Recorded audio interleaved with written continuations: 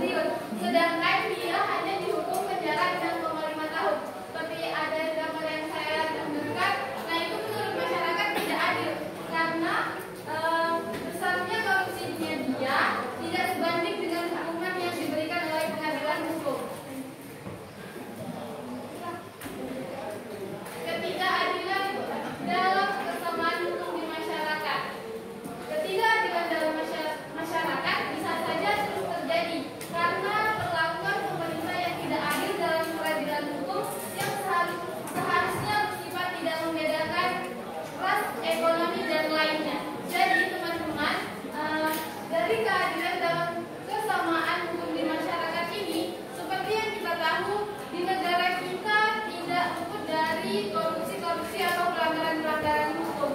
Nah, dari masalah-masalah itu, seperti yang kita tahu kan ada masyarakat kita yang mampu dan tidak mampu, atau ada yang jadi pejabat dan ada yang masyarakat biasa. Nah, biasanya yang mampu-mampu ini mereka mampu untuk menyogok atau membayar pengadilan hukum agar mereka seperti yang tadi tidak dihukum lama atau tidak dihukum sesuai dengan peraturan-peraturan yang ada. Sedangkan ketika masyarakat kecil yang melanggar peraturan itu dihukum sesuai dengan peraturan yang ada yang telah ditetapkan oleh pemerintah, itu sebenarnya adil atau tidak? Iya. Nah, maka dari itu kurangnya penegakan hukum di lingkungan kita.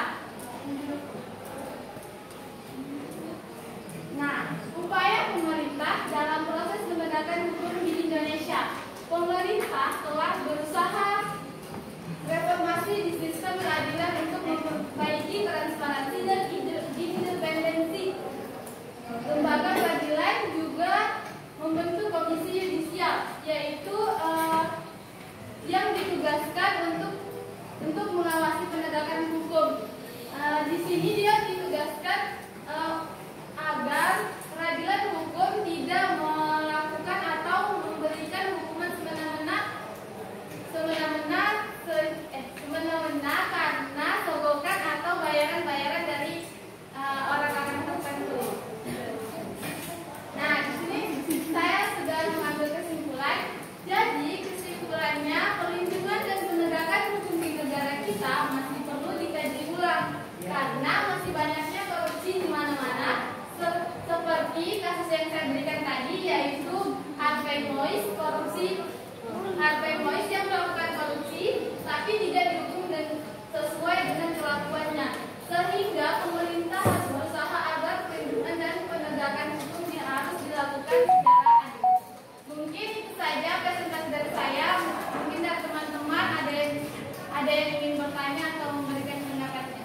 Oke, luar biasa. Kasih aplaus dulu buat Karyati. Ya. Ini juga sehubungan dengan penyakit yang ada di Indonesia ya. Penyakitnya yaitu ketidakadilan juga terhadap hukum, penegakan hukum di negara Indonesia. Jadi bisa dikatakan bahwa hukum di negara Indonesia, kalau melihat dari apa pemaparan dari Saryanti tadi, tajam ke bawah, tumpul ke atas. Jadi siapa yang punya uang maka akan lebih meringankan hukumannya, sedangkan kalau nggak punya uang ya harus sesuai dengan aturan yang ada. Jadi masih sangat sulit sekali bahwa Indonesia menuju tadi sesuai dengan pasal tadi berapa itu ya, kesamaan kedudukan di dalam hukum. Nah itu perlu perjuangan yang luar biasa untuk negara Indonesia dalam proses penegakan hukum. Oke, ada yang disampaikan sehubungan dengan yang disampaikan Saryanti? Yang lainnya selain Dianing, jangan Dianing terus loh. Yang lainnya, silakan. Yang di sana ingin menanggapi apa yang disampaikan Saryanti? Silakan. Kalau menurut Saryanti pernah nggak di lingkungan kita sendiri ini sehubungan dengan hukum, perlakuan hukum di wilayah kita yang menurut kamu sesuai dengan tulisanmu masih mengarah ke mengarah ke yang hukum berlaku kepada orang yang lebih punya jabatan atau uang yang banyak. Ada nggak di lingkungan kita yang seperti itu?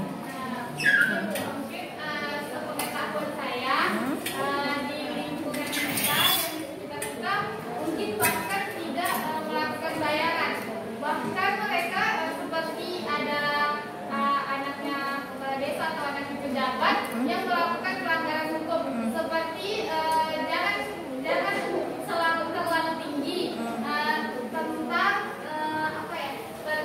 melanggar lalu lintas. Oke. Ini yang melanggar lalu lintas adalah anak polisi. Nah, yang dipandang itu bapaknya polisi, sedangkan dia yang menabrak mobil, tetapi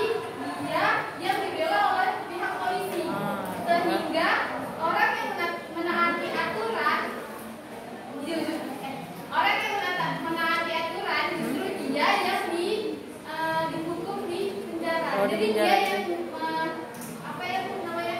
Dia yang ditanya kenapa bisa begini. Terus Saksinya, dia saksinya. menjawab. Ya.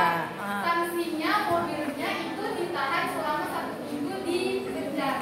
Oh, Maksudnya gitu. di Justru korbannya yang menabrak atau yang ditabrak oleh anak polisi justru menjadi yang diminta pertanggungjawaban tuh. Jadi Oke. kayak Biarkan aja. dia yang jadi korban, dia yang bertanggung jawab lukanya anak polisi ini, sedangkan yang tidak salah Ya, itu sering terjadi juga termasuk dengan begal ya. Begal waktu itu juga ada di kasus di Indonesia. Itu justru karena membela diri untuk supaya tidak tersakiti di begal sama orang, justru malah orang tersebut yang membela diri dihukum. Itu ada di Indonesia kan? Ya, itu kan agak gimana gitu, lucu-lucu gimana di negara Indonesia hubungan dengan penegakan hukum.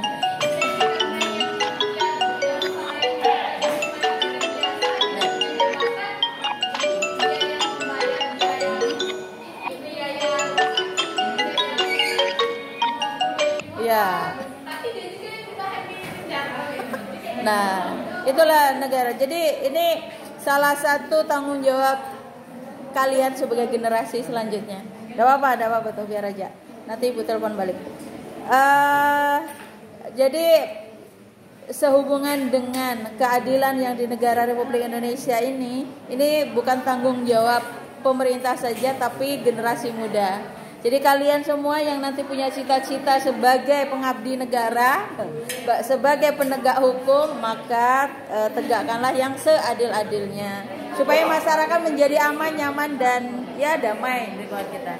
Oke, terima kasih Mbak Saryanti. Silakan ditutup. Oke, mungkin itu saja presentasi dari saya. Kurang dan lebihnya saya mohon maaf. Terima kasih kepada teman-teman yang telah mendengarkan dengan baik dan kepada ibu yang telah memberikan saya kesempatan untuk presentasi. Saya tutup. Wassalamualaikum warahmatullahi wabarakatuh. Waalaikumsalam warahmatullahi wabarakatuh.